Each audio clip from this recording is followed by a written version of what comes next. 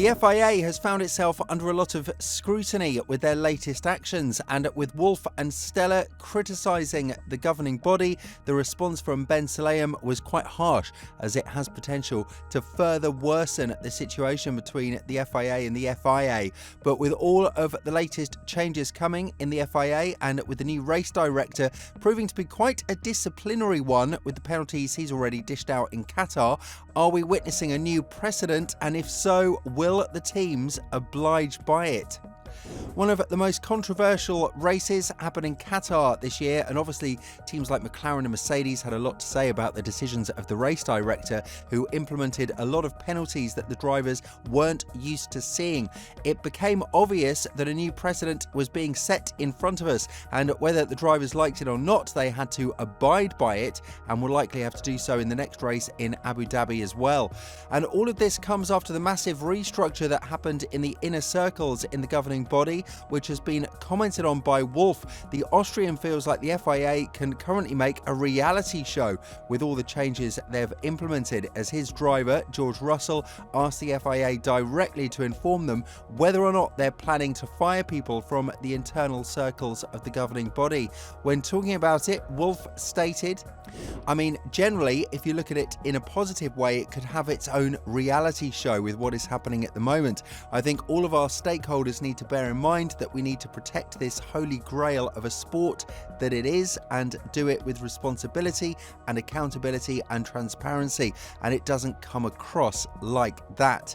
Teams very much have an understanding of what we believe is right or wrong, and so everybody just needs to look in the mirror and say, am I contributing the best to this sport or no? And you would normally understand the anger that Mercedes have felt. One of the last races of Hamilton and Mercedes saw the 7-time world champion being penalised for a false start and a speeding in the pit lane situation, to which he even asked to retire the car because he felt so disappointed with how the entire race went down for him. But if we're to look at this from a general point of view, the race director didn't do anything that was wrong. He just followed the textbook from the FIA, and one general factor that played a massive role here is the fact that he was the race director in Formula 2 previously. That championship is a bit harsher on its drivers when it comes to penalties, and Rui Marquez made sure that the rules will be respected here as well. And according to Stella, the problem is not the penalty itself, because he confirmed that Norris did not slow down under the yellow flags that gained him around 7/10 of advantage behind Verstappen.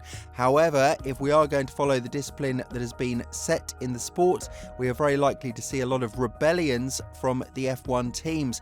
Elaborating further on this and why he would like the FIA to review the penalty process implemented in Qatar, Stella said, "I'm here acknowledging that, checking the data, Lando did not slow down, but the lack of any specificity and proportion is very concerning, and is also a factor that could have a decisive impact on the championship quest.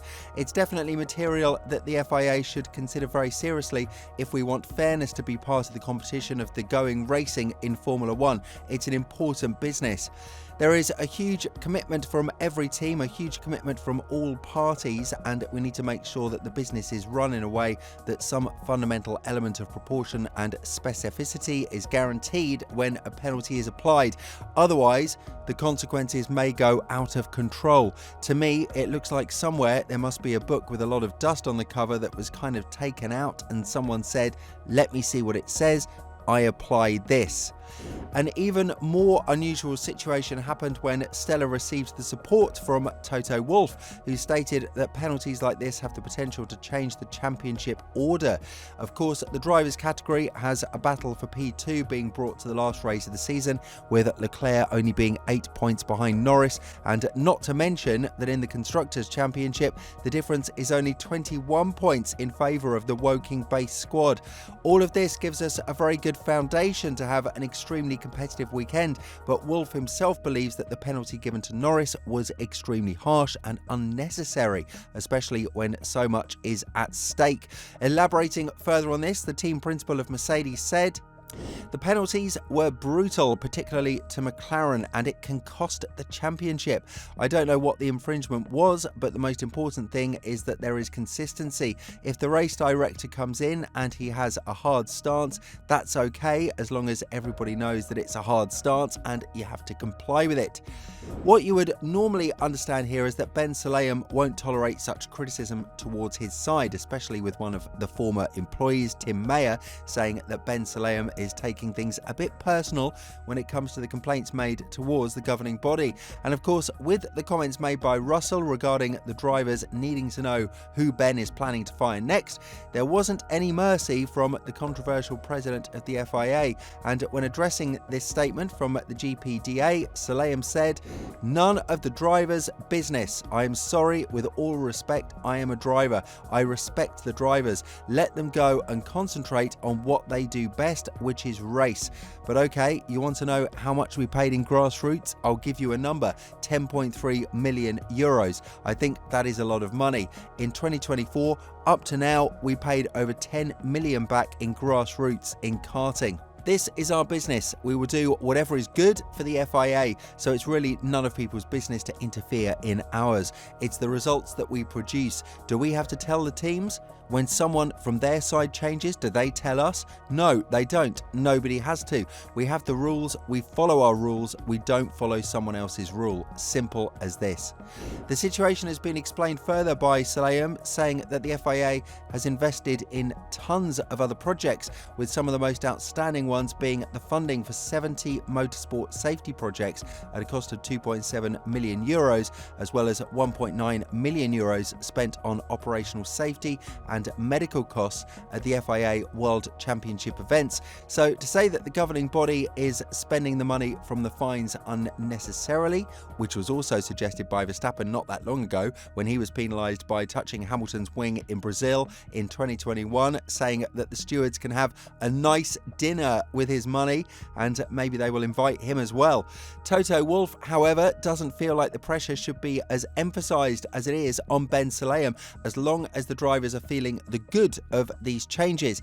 That is what matters to them the most, and that is what brings life to the sport. So it's not all dark from the F1 world when it comes to the relationship they have with the governing body.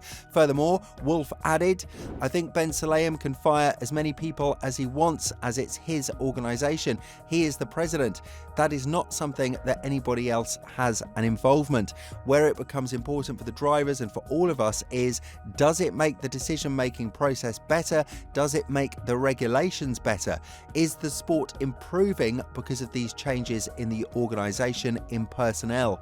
If the answer to all of that is yes, it's doing that, then it is an internal matter he has to handle. But obviously what's in the news and the potential spillover in terms of negativity and reputation, that is something that is bad for all of us."